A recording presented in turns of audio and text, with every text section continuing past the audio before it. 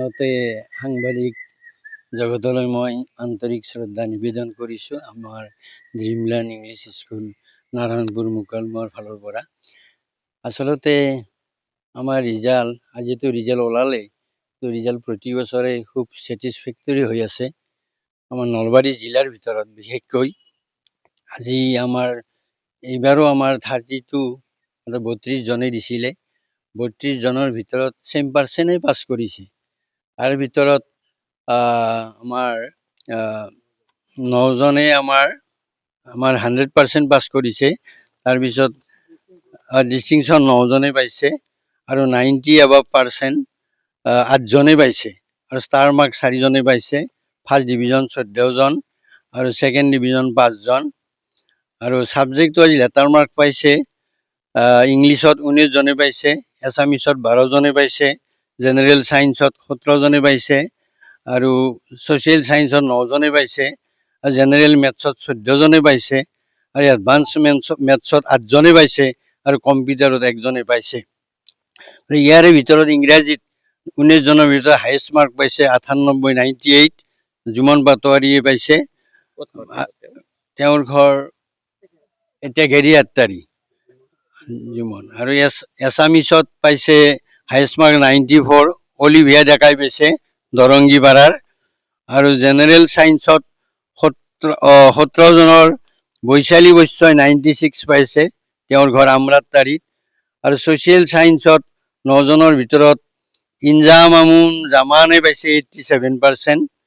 আৰু জেনেৰেল মেথছত 14 জনৰ ভিতৰত 100ৰ ভিতৰত 103 জনে পাইছে, ভাৰ্গৱ তালুকদাৰ, ৰিয়ান বৰ্মন আৰু চানম হক।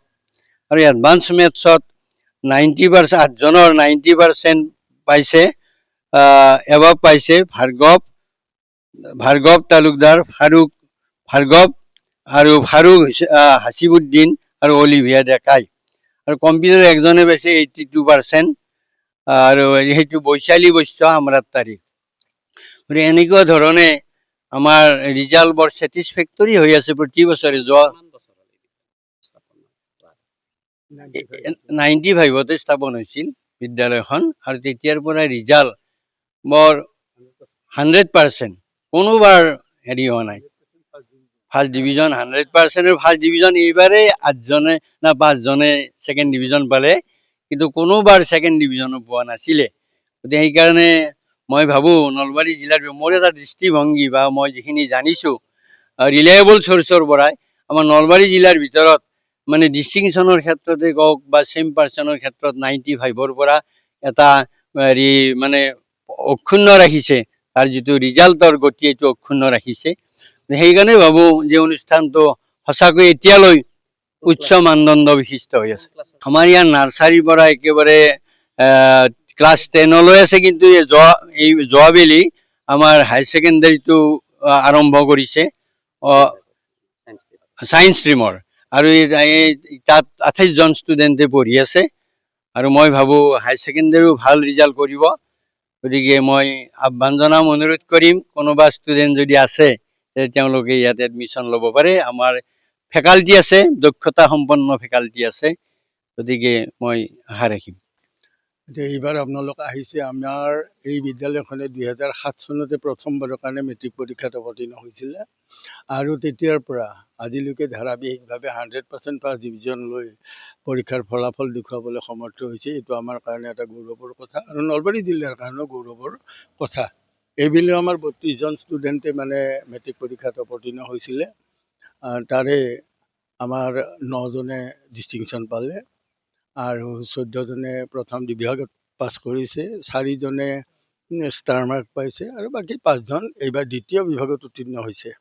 এতিয়া এইটো আমাৰ অলপ দুখ লাগিছে যে দ্বিতীয় বিভাগত 5 জনকৈ ছাত্ৰ উত্তীৰ্ণ হ'বলগীয়া হোৱাটোত আমি অলপ দুখ প্ৰকাশ কৰিছোঁ। যিয়েই নহওক, পৰীক্ষাৰ ফলাফলটো সদায় একেই নাথাকে।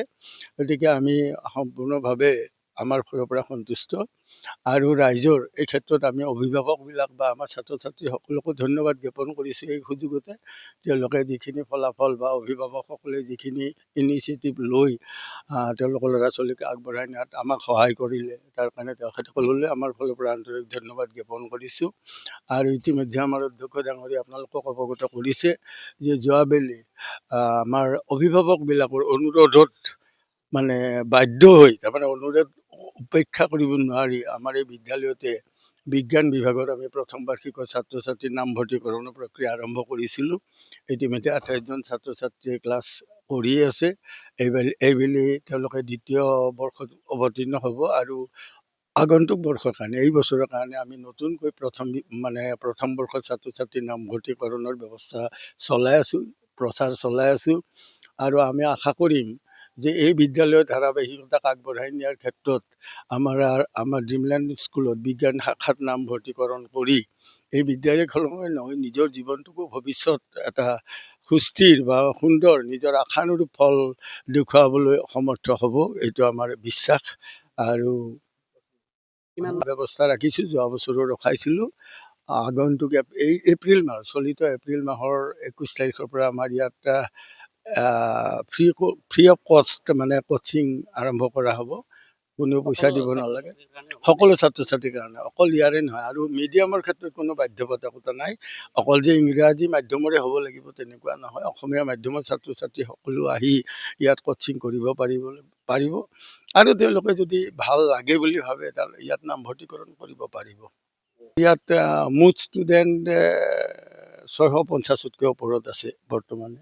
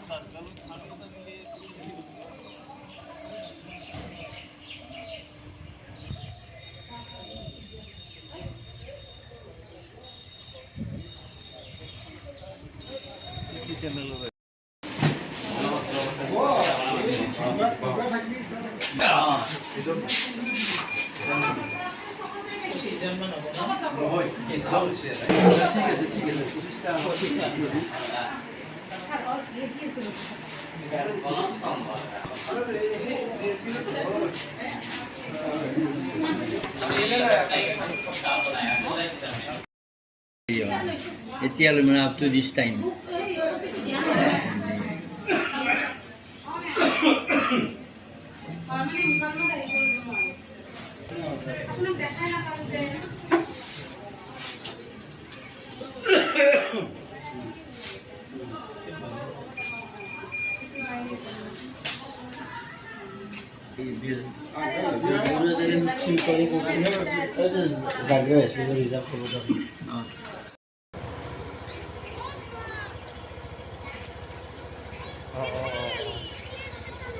পেন